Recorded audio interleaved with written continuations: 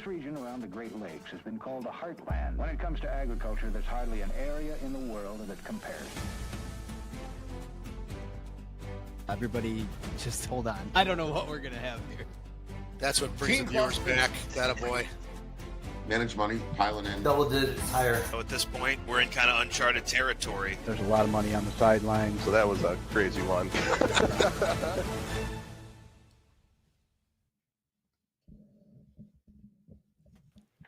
Good morning, everybody. It's Monday, June 30th, and this is the AgYield War Room. I'm Dan Dempsey, and I'll be moderating today's session. As always, if you get any questions or comments, please feel free to drop us a line in the chat area. We'll be sure to get to it during the show. Overnight markets here had July corn unchanged at 417.5. July soybeans were up 3 at 10.30 3/4. And July Chicago wheat was down a half at 524 1/4. This morning we had a USDA export sales announcement of 204,000 metric tons of meal to unknown destinations for 25. And then, so we'll jump right in here, guys, this morning. What we know, we got a big report day today. 11 o'clock Central, we'll be out with acres and updated stocks. So that should be interesting. Hopefully we get some sort of a guidance here for what's going on. Weather, it's kind of interesting. I think at a first glance, you would think that there's some concern for the next 5 to 10 days for certain parts, but the market seems to be pretty desensitized right now to that. And we're going to be coming into the 4th of July weekend, which everybody knows is pretty important. So I guess with that, Justin, maybe kick us off with a few thoughts here, and we'll throw around the room. Yeah, happy Monday. I think we've advertised our thoughts pretty well, going into this. This is it's a big data dump today. Could be a dud. We could have traded everything that comes out already. But again, I think there's some important things to look at here, and I think it's going to help with direction, going over 4th of July. I don't think the weather's, like I said, I think the weather's been normal. Price action, I think, has dictated what our opinion is of how good things are because prices are breaking. But really there's definitely some really, really good areas, and there's areas that aren't so good, that had a really tough spring and haven't gotten great weather so far. And we're kind of getting into where the crops actually start using water and moisture, and how the next 4 weeks, pans out is going to be really important. So we'll get our numbers today. We'll, get some opinions, as far as recalibrating where the starting point is. But then it's going to be all weather, not to be Captain Obvious, but, you could change a lot of things pretty quick here in the next, 4 to 6 weeks based on, how the weather plays out. And so I guess in your opinion, Justin, the weather it's interesting. I think Ben said it this morning as kind of the haves and the have-nots, but there are areas that it's going to be 90 plus degrees with no water for 5 to 7 days. So, Yeah, we'll see. We were just joking before the show. The weather guys are somehow always right, but never right, and there's always a drought out for it or some bad thing. And then it changes, day to day.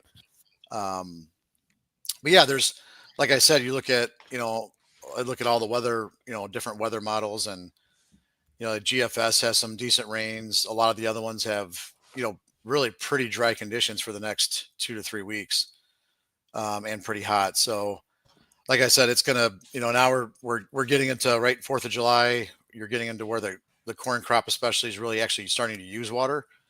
So really the weather, in my opinion, hasn't really mattered until now. And this is where things can change dramatically, based on weather, good or bad. So trying to be open-minded, going into this report, see where that we recalibrate that starting point, and go from there. Very good. Ben, what's on your mind? Yeah, this is a big one, and I have a kind of a general not wanting to pick away in a report because they can always surprise you, and invariably, if you build a hill to die on, they will afford you that opportunity. So I think we've traded a lot of the expectations of what are in this report Want to get it behind us, and then I think we trade weather. And Justin's mentioned a number of times on here, in order to get those really top end yields, it has to be good across the entire corn belt. And right now we're dealing with beyond the report, where does ridging set up? And I don't think anyone is disagreeing that there's not going to be a ridge at some point, but how far southwest and how far west it sets up, and how much rain comes in on the northwest flow. So want to get the report out of the way, let all the data people analyze it, see where we're at, and then I think we make a sharp turn to weather. And it's that time of the year where anything can happen. So I agree. I think you have to be open-minded. If you do get a catalyst to cause some short covering in corn, I think there's probably a little bit of an air pocket before anyone really wants to engage it. So we'll see how it plays out. I really just want to get the report out of the way and get that stamped and moved on. Hey, just one thing to add that we didn't really talk about is deliveries. So we had 0 corn deliveries. All the talk about, and we'll see again, at 11 o'clock today, the stocks number, but the talk that there's just, all this corn out there and there must be just, tons of stockpiles. The market collapsed. There was no physical deliveries, right? There was no deliveries against the July contract. There was 200 corn. There was 643 meal. ADM was the big sponsor of those deliveries in both those products. Excuse me. So I think that's kind of interesting. I was kind of waiting to see, maybe there's a ton of corn that they're going to, deliver against the July contract. Ended up being 0.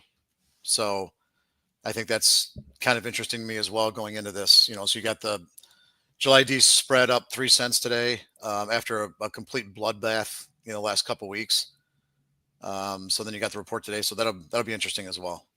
And Justin, real quick for for some of us, our listeners and followers, talk through when you see a number of deliveries or lack thereof, just what that means for how that whole process works on the future side. Right. So when we always talk about first notice day, right, that's when you have to get out of your positions to not be delivered against your long position. So let's say you own or you're long, July corn.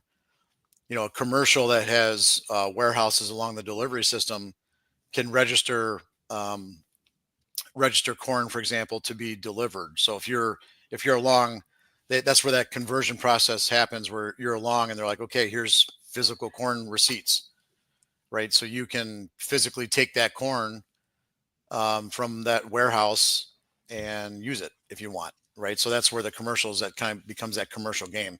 So in order to prevent that, that's why we always talk about first notice day, where you have to, either get out of the position or roll it to a different contract, like to the September contract or December contract, to avoid the risk of being delivered on, right? So that's why it turns into, as you get into the delivery process, it turns into basically a commercial game, right? Which commercials need corn, or they can deliver corn. So if, for instance, why you would deliver corn is that, the board price, is higher than where you can, physically, sell it, to talk in basic terms. So you can deliver it and be like, okay, well, you can own it, pay me storage cost and interest and all those kinds of things, because I can make more money doing that than, selling it to an actual buyer, let's say. Right. So that's where the hope is, that the futures and cash markets converge on the delivery system. So when you see no deliveries, right, that means that it's not, it's not overpriced versus the cash market, those kinds of things. So like meal, for example, that's why this is really interesting. So meal's at 9 to 10 year lows in the nearby contract, and we had big deliveries. And they're delivering, man. So that's telling me that there's a lot of physical meal, and commercials are notorious for not delivering meal because it hurts their crush margins, right? So they're usually the ones supporting it. So the fact that they're delivering meal at 9 year lows, I think that's kind of a history lesson, right, on what we've been talking about with the meal oil relationship. This huge increased crush capacity. Now we're pricing it. We've been the last 2 or 3 days, we've reported sales, export sales of meal, right? So we're pricing meal to be an export market. So all the things that we've talked about, the renewable diesel industry, I think that's all just, it's kind of showing itself in deliveries and kind of how things are working. Very good. And we did see it. You just mentioned, some of this legislation. I know that they're doing the Votorama stuff here this morning and trying to still push this thing through by the 4th. We'll see what happens. But there were some rumors and things out this weekend about, potentially not, 45Z not being as far out as maybe they had thought or that's the case. But, also I thought it was encouraging for all the things that they are cutting, from the kind of Green Deal, that they are really still supporting renewable diesel. Good. Yeah. So I thought that was a positive. So you can argue whether it's 2029 or 2031, but the fact that they're trying to cut so many other kind of called green energy projects and still support that, I think is supportive. Yeah, absolutely. Well, and then the China thing was interesting too. So he announces a China deal on Friday. It certainly probably supportive to our markets. I think you could argue that the close on Friday was supportive to our markets, but nothing ag related that we've seen so far. I thought that was kind of interesting. Yeah. So I thought he could have taken a farmer victory lap there, but yeah, things are moving quick. So deals off with Canada, and then Canada's like, "Oh, we're just kidding," and then deals back on. So it's like I said, there's we've really gotten numb. In my opinion, our markets have gotten numb to all the things that are going on in the outside markets, and here we are. That's why I think I just love this report, because I think this is like end of the month, end of the quarter, big report. A lot of times you have a lot of turning markets that turn in this time frame because of that. So that's why I'm trying to be completely open-minded here, and we'll see what we think after the numbers come out, and then you have a fresh quarter starting tomorrow. Our attitudes we'll probably be burned out, but the macro guys and all that stuff, all those attitudes can change, and where they want to put money, and how do they feel about being a big short in corn, for example, going into 4th of July. All those things can kind of shift. So we'll see. Very good. And so again, that report will be out at 11 o'clock Central. We will be back with a bonus War Room edition here this morning, 11:15 Central. So we'll have the numbers. We'll talk about our response. We'll kind of have some time to dig through it a little bit and share those thoughts with you guys. So again, we'll be back at 11:15 Central. Also, later this afternoon, we'll get crop progress and conditions. We'll get an update at 3 o'clock Central there. We'll talk about that in our evening commentaries, and then certainly talk about it tomorrow morning on the War Room. So with that, we'll wrap this first session here this morning. Appreciate everybody that tunes in on a daily basis. If you wouldn't mind, throw us a like and certainly subscribe. Doesn't cost you anything to do so. It'll keep you up to speed on everything that's going on with AgYield. So again, thanks to everybody that supports the show. We're doing this live every day that the markets are open on X, Facebook Live, and YouTube Live, 8:15 Central Time. Appreciate the thoughts and comments here this morning, guys. It was a good show. Again, we'll be back at 11:15 Central. So until then, thanks for tuning in, and we'll talk to you here in a little bit. The War Room is proudly presented by AgYield. For over 50 years, the AgYield team has provided grain marketing and risk management solutions for growers across the country. Our veteran consultants harness cutting-edge technologies to pinpoint risk, optimize market performance, and protect your farm's profitability. Discover a new approach to farm revenue management at agyield.com. Hey guys, Jack here. Be sure to support the show by hitting the like button, leaving us a comment, and subscribing to the channel for all the latest updates. Thanks for watching. We'll see you next time.